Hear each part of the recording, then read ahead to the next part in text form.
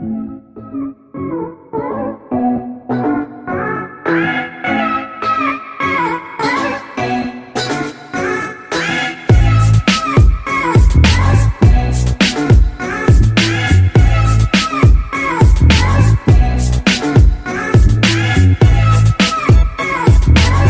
up guys? This is Jonathan Orbuda, your favorite vlogger. If you are new to this channel, consider subscribing. Just click that subscribe button and also yung bell para ma-notified ka for my future updates.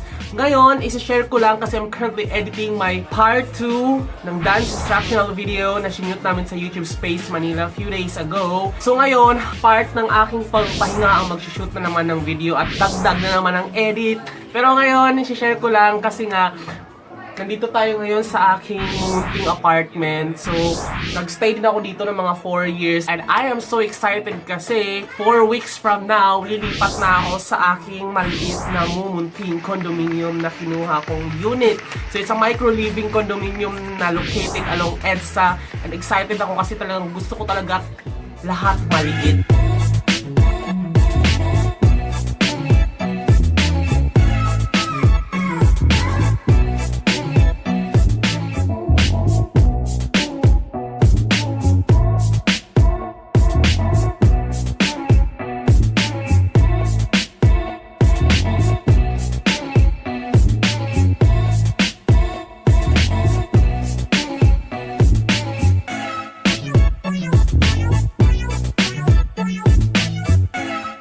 Kasi nga, gusto ko lahat naaabot ko, nakikita ko. Kasi pag malaki yung kukunin ko, aside from mahal, nalulungkot ako kasi ayoko ng spacious talaga. Gusto ko yung lahat naaabot ko. So, it's a micro-living concept of condominium. And excited ako kung paano ko siya i-set up.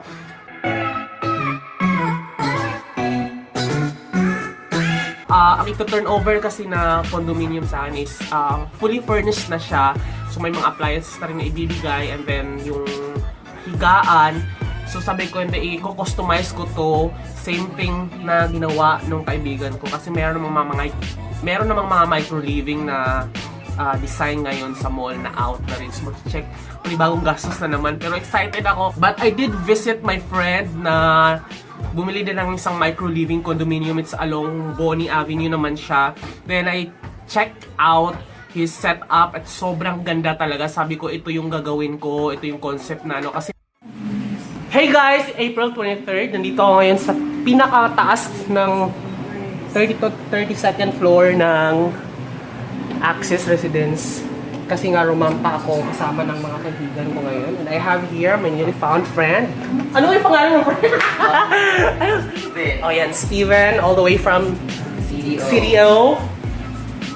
And nandito tayo ngayon. Actually, ngayon lang ako nakapasok dito. And very micro-living. Parang ganito yung nilipatan ko. I have here the bed. Ito yung parang inflatable. Parang yan siya. So, galing kami Ayan, maganda tingnan nyo. Ang ganda niya kasi nakakalula siya. Ang kita ang lahat buong Makati. So nasa EDSA lang to. Sa likod ng Pioneer Forum. So yun lang naman.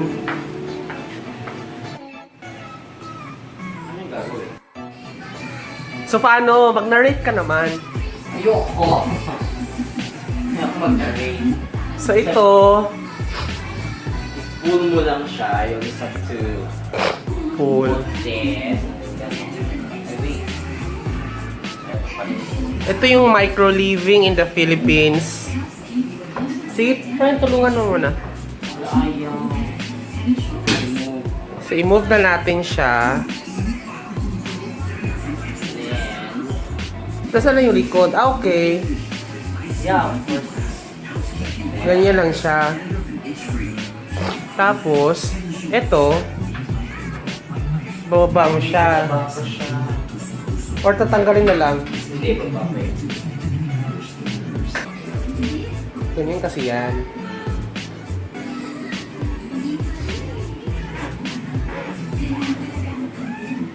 Oh my God, that's so amazing. So, kasi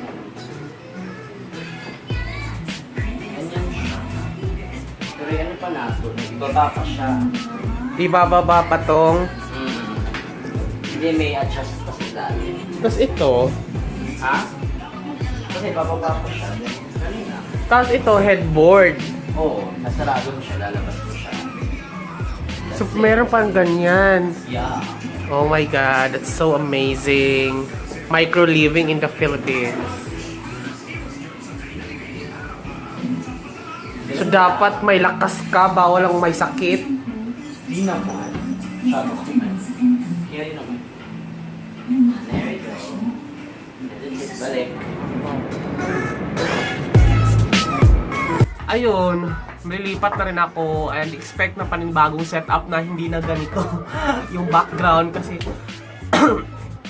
nakakalungkot din kasi 4 years din ako dito and I started YouTubing na ito yung background ko. Pero excited ako kung paano ko i-set up at paano ko pagkasyahin lahat ng gamit ko doon. At the same time, magsi-set up ako ng YouTube studio and for podcast studio. So excited ako.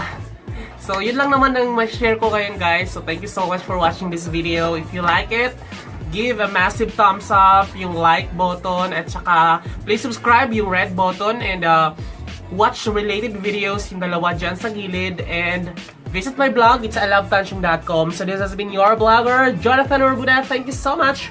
Bye-bye! Mag-edit pa ako. Edit.